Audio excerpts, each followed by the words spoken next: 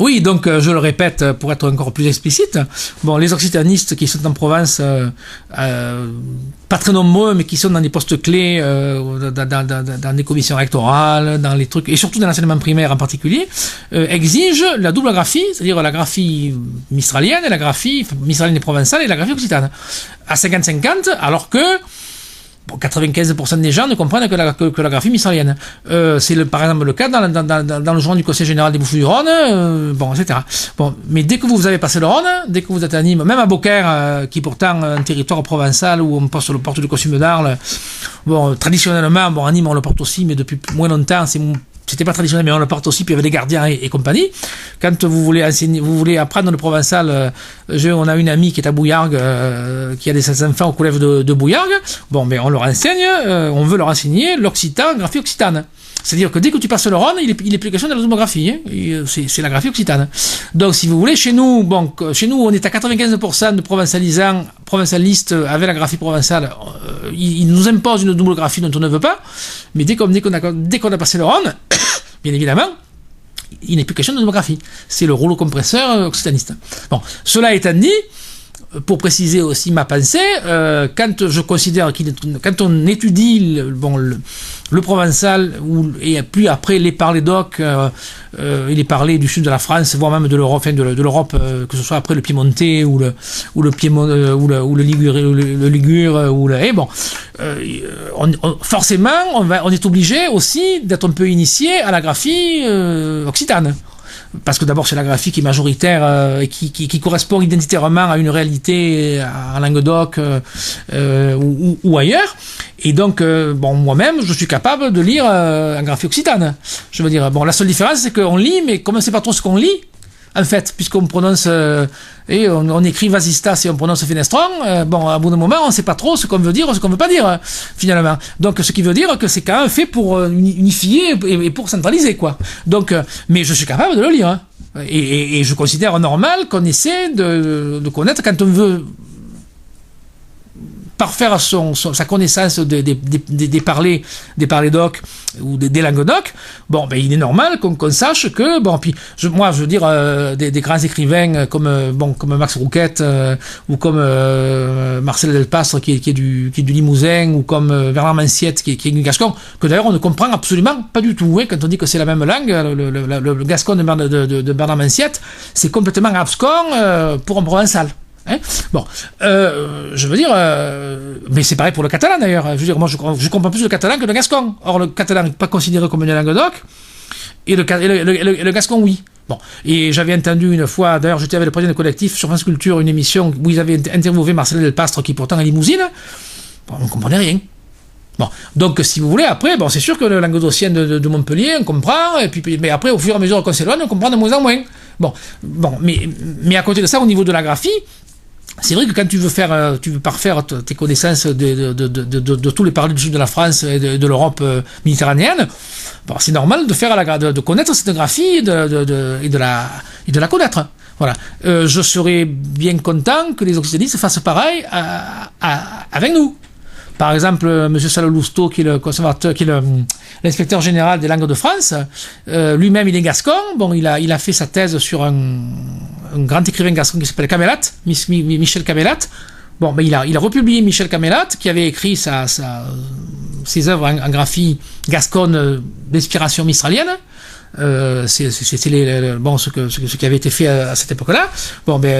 Salolousteau, au mépris de toute déontologie, a republié Camélat en graphie occitane. Et il a même dans une méthode qu'il a faite d'occitan, bien sûr, qui s'appelle Ocben, qui est de tout, il a publié en occitan des textes de Mistral et des textes de Charles Galtier, qui est un écrivain contemporain qui est mort il y a quelques années, que j'ai bien connu, qui est des Galliens. Il a publié, sans demander la permission à ses endroits, il a traduit Galtier en occitan. Alors ça, c'est une véritable escroquerie intellectuelle. Parce que moi, je veux dire, quand je lis Marcel Delpastre ou même Robert Laffont, que d'aucuns prétendent comme un écrivain provençal, quand on lit Robert Laffont, c'est pas du provençal, c'est du l'Occident standard. Quand on le lit, on voit très bien que c'est pas du provençal, quoi. Bon, bon. Ou alors il a mis des mots, ou alors c'est que tu prononces Fenestron pour Vasistas, hein. Bon, bon. Mais moi, Robert Laffont a publié ses textes dans sa graphie. Bon, je me verrai pas le republier en graphie mistralienne. Hein. C'est une question d'honnêteté.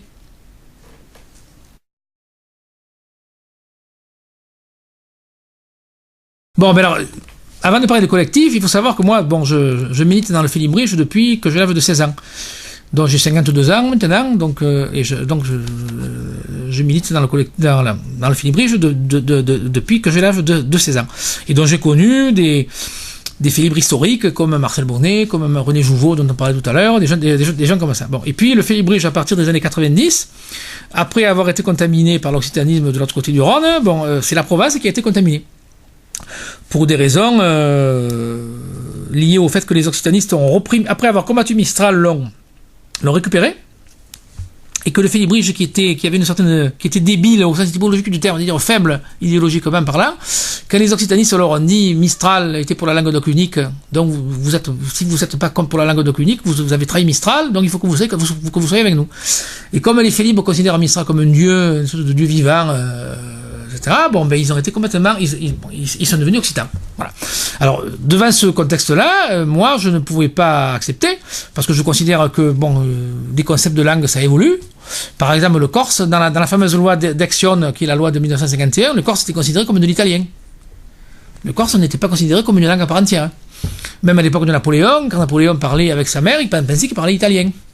Bon, donc, quand Mistral parlait de langue d'oc unique, pour lui, d'abord, c'était le provençal rhodanien qui voulait imposer à tout le sud de la France.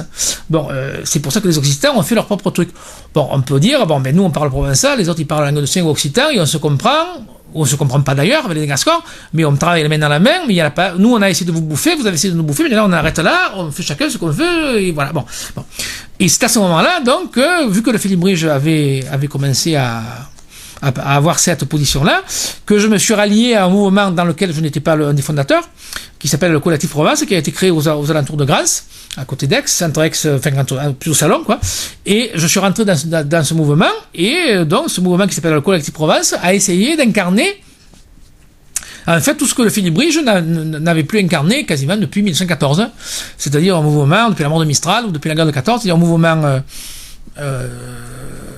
en phase avec son temps, un mouvement d'ailleurs qui a repris d'ailleurs aux occitanistes, qui s'est inspiré des occitanistes, parce que c'est vrai que les occitanistes, je crois l'avoir dit tout à l'heure, est un mouvement qui a toujours été beaucoup plus en phase avec le monde moderne, le monde contemporain, que ce qu'était le milieu philibrin à cette époque-là. Donc on a essayé de faire un mouvement qui soit un mouvement moderne, un mouvement contemporain, en phase avec l'actualité, mais qui demande la reconnaissance par les docs, en égal respect pour les uns et pour les autres, donc du provençal. Voilà. Et dans ce mouvement qui a été créé donc en 2000, donc qui a maintenant quasiment 11 ans d'existence, bon, est un mouvement qui en 11 ans a fait un travail énorme et est devenu quasiment le grand mouvement représentatif de la province, puisqu'on a des centaines de communes qui sont adhérents au collectif. On a des adhérents, on fait un magazine bilingue, on organise un festival, on a publié des dictionnaires, on a republié, d'ailleurs il est là, le dictionnaire Coupier, c'est nous qui l'avons republié parce qu'il était épuisé. On a fait Tintin et Milo en provençal, enfin on essaie de promouvoir des chanteurs, des jeunes chanteurs qui font du provençal, et donc on essaie de faire quelque chose de moderne. Alors par contre on est très décrié. On était décrié d'une part par le félibrige, parce que le félibrige se considérait comme l'unique détenteur d'une espèce de religion félibrienne, mistralienne. Mistral est un dieu, comme Moïse est descendu du Sinaï avec les tables de la loi que Yahvé avait donné à Moïse. Bon, Mistral a décidé une bonne fois pour toutes, d'après ce qu'ils disent, ce qu'était que la langue d'oc, bon, à l'époque du Mistral. Or, Mistral, maintenant, ça fait quasiment 2 siècles, parce que Mistral est un homme du 19e siècle, nous on est au 21e. Bon, puis les choses évoluent.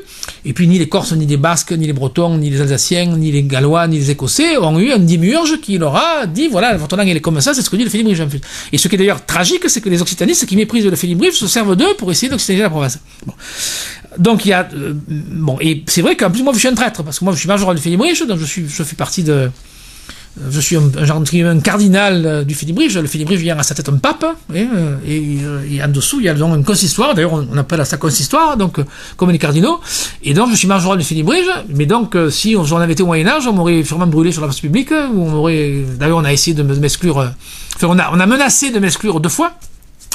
Bon, et pour eux, ils pensaient que c'était à eux, que naturellement, il n'y avait que les félibriges qui pouvaient s'occuper de Provençal en Provence. Bon.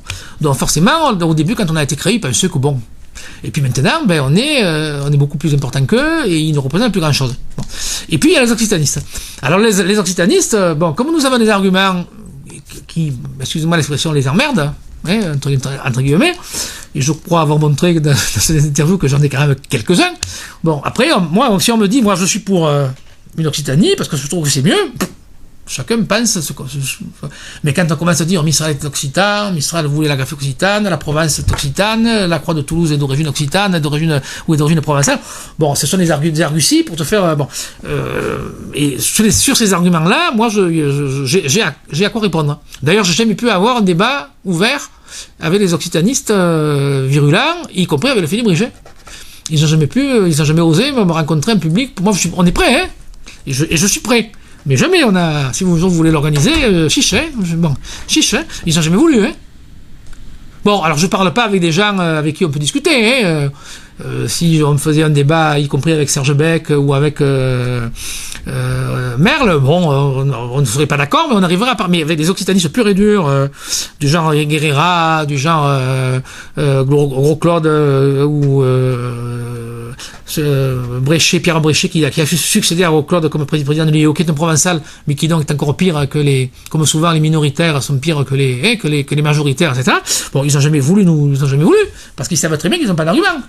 Les arguments qu'ils ont, c'est d'essayer comment dire en provençal, d'agranter les gens en leur disant l'occitan ça existe, vous êtes occitan, que ça vous plaise ou non, la croix de Toulouse est provençale, donc il faut que vous mettez la croix de Toulouse, Mistral est occitan, mais bon, quand tu vas derrière, il y a rien.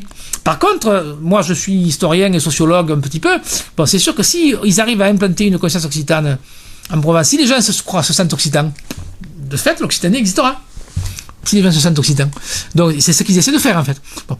Et alors, un des gros arguments qui disent contre nous, c'est qu'on rejette l'autre, qu'on ne va pas plus loin que le pont de Trinquetaille ou que le Rhône, bon, ce qui est complètement faux.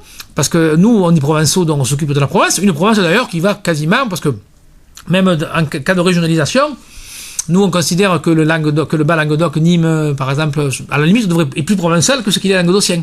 Le Languedoc commence progressivement qu'à partir de Nîmes, voire même de Sète. Donc, la Provence, elle s'arrête pas, elle s'arrête officiellement en Rhône, mais elle va un peu plus loin quand même, de le Vidourle, ou tout comme ça. Mais en plus, on a créé avec des amis gascons, des amis auvergnats, des amis même des Cévennes, une alliance des Languedoc. Bon, parce qu'on demande donc la reconnaissance des Languedoc, avec chaque langue étant définie par son nom, par la graphie qu'elle a. Alors à côté de ça, si quelqu'un veut écrire en graphie occitane en Provence, on va pas le tuer, hein, la question n'est pas là, hein. Bon, mais ou si on on milite pour ça et on ne se rejette pas ou se limite pas uniquement à la Provence. On est provençaux, donc on se bat pour l'identité provençale, l'identité dans le bon sens du terme. Parce qu'il y aurait beaucoup à dire sur l'identité provençale. On pourrait peut-être en parler aussi parce que c'est très intéressant. Et qui est d'ailleurs lié à la graphie, qui est lié à tout. Hein. Mais je veux dire, on a fait une alliance des Languedoc pour demander la création, la reconnaissance des Languedoc et avec un total respect de tous les parler-doc. D'abord, au sein du provençal, on respecte, nous, ce qui était peut-être pas forcément le cas dans les milieux philibrins au début. Hein. On respecte le maritime, on respecte etc. Et bon, et on respecte tout. Bon, même si le provençal rhodanien est la langue littéraire pour des raisons nettement, comment dirais-je, littéraires. Hein. D'ailleurs, il y a des raisons littéraires pour parler du provençal, pour parler d'un provençal indépendant. Il y a des raisons littéraires identitaires par rapport au rhodanien. Mais alors que le maritime a des raisons linguistiques. Dans le maritime, il y a des traits du maritime qui sont proprement provençaux, qui ne se retrouvent nulle part ailleurs. Par exemple, le pronom neutre je le sais, je le sais, je la sais ou je le sais, bon, wasabi, c'est quelque chose que l'on ne retrouve qu'en Provence. Qu'on retrouve ni en Gascogne, ni en Languedocien, ni etc. Bon, donc, à la limite, si Mistral avait été maritime, bon, il y aurait eu même des raisons linguistiques encore plus fortes pour demander un provençal distinct de l'occitan.